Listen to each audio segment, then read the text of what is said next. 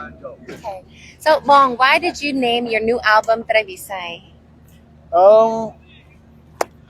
Wow អញ្ចឹងខ្ញុំអាចនិយាយបានថាសម្រាប់ពាក្យត្រីវិស័យនេះគឺមានន័យសម្រាប់ខ្ញុំមែនតើ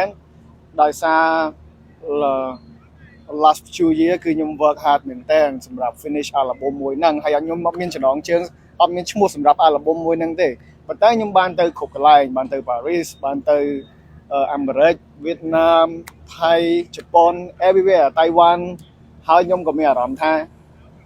ខ្ញុំ holding ត្រីវិស័យមួយហ្នឹងអញ្ចឹងខ្ញុំមានអារម្មណ៍ថា album មួយហ្នឹងគឺវាស័ក្តិសមសម្រាប់ឈ្មោះហ្នឹងមែនតើដោយសារខ្ញុំ everywhere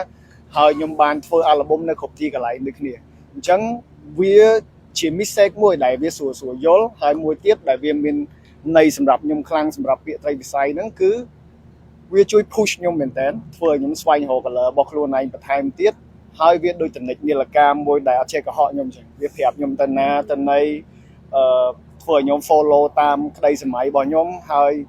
ខ្ញុំមានរបស់ excited មែនតើដែលនឹងបញ្យល់ទាំងអស់គ្នានៅពេលដែលទាំងអស់គ្នាស្ដាប់ album ហើយគឺរឹតតែយល់ថាអូកាពិតបងបណ្ដាឬក៏ខ្ញុំចង់មានអត្ថន័យបែបហ្នឹងកាពិតត្រីវិស័យ is not just Compass. បាទវាអត់មានពិបាកយល់ទេវាគ្រាន់តែជា compass ដែលដឹកនាំយើងទៅប៉ុន្តែអ្វីដែលសំខាន់ដែលខ្ញុំប្រកបនៅក្នុង album ហ្នឹង sometimes ក៏យើងអាច get lost ជាមួយនឹងត្រីវិស័យដូចគ្នាវាមានច្រើនសម្រាប់ជួយទាំងអស់គ្នាតាំងពីបញ្ហាផ្លូវចិត្តក៏ដូចជាមិត្តភ័ក្តិក៏ដូចជា happy សប្បាយទាំងអស់គ្នា yeah that's it Welcome, Bong. thank you